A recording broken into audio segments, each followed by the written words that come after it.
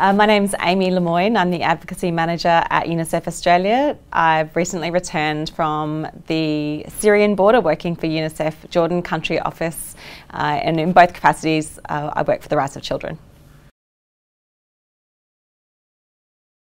It largely focuses on liaising with government and working with community and community leaders to actually promote the rights of children in Australia. We've got a very strong focus this year on children in immigration detention, children and their families in immigration detention, and on Aboriginal and Torres Strait Islander children.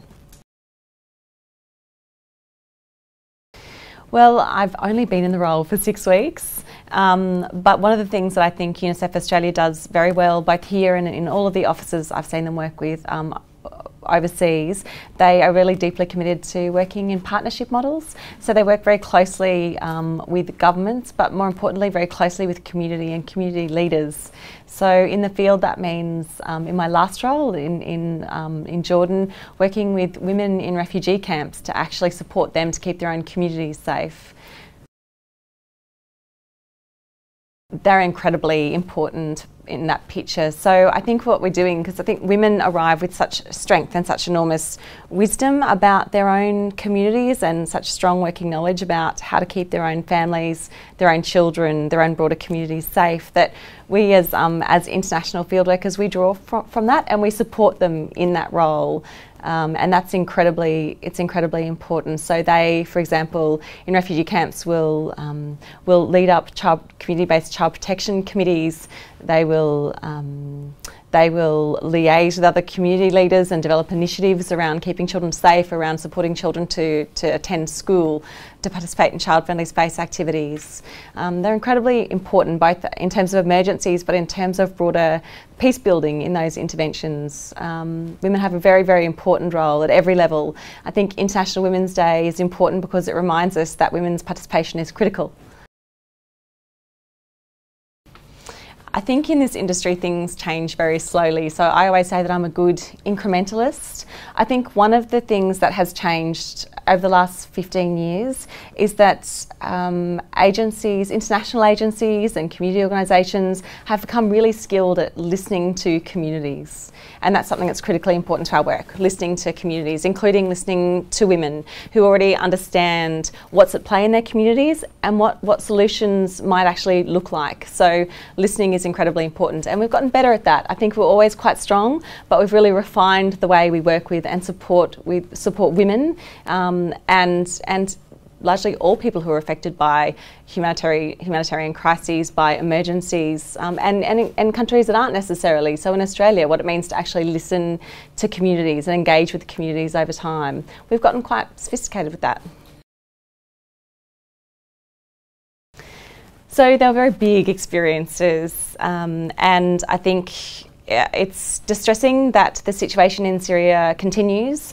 I think the most distressing is what it means for children and their families to be living in a state of protracted limbo, I guess, without the kind of support that they actually need, the kind of impact that will have on their overall well-being and their sense of safety over time. It's incredibly distressing to see. Absolutely, I think that's one of the myths in this sector. I think it's very easy to call women from refugee backgrounds victims, and certainly it's true that people are victimised. There's been enormous amounts of violence. I think Syrian women have been incredibly targeted, as have children, as part of this crisis. But at the same time, there's enormous resilience in communities in very practical ways. So women are highly involved at every level in ensuring children are going to school, ensuring that their children are kept safe, that their children are developing relationships with other children, that they're able to stay connected to their families, that they're able to be empathetic and participate in life, whatever that life looks like at the moment, even though it's not what their former life resembled, obviously.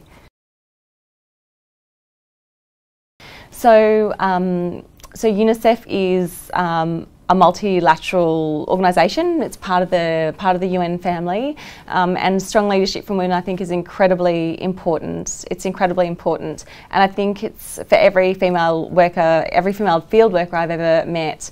One of the things that they say really assists them in remaining effective and healthy in the field is having a strong female mentor who can provide really practical advice around self-care, around how do you over a long period of time engage with people who are suffering from profound stress and stay engaged and connected to that experience, and at the same time stay effective in responding to it, which is a real skill.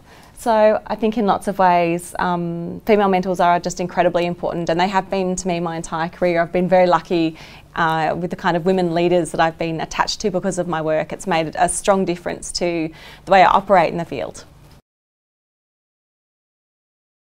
I think it's a day that we all remember that it's important that women participate and that we address, I guess, some of the key issues that mean sometimes women can't participate. So the systemic issues, the violence, the exclusion.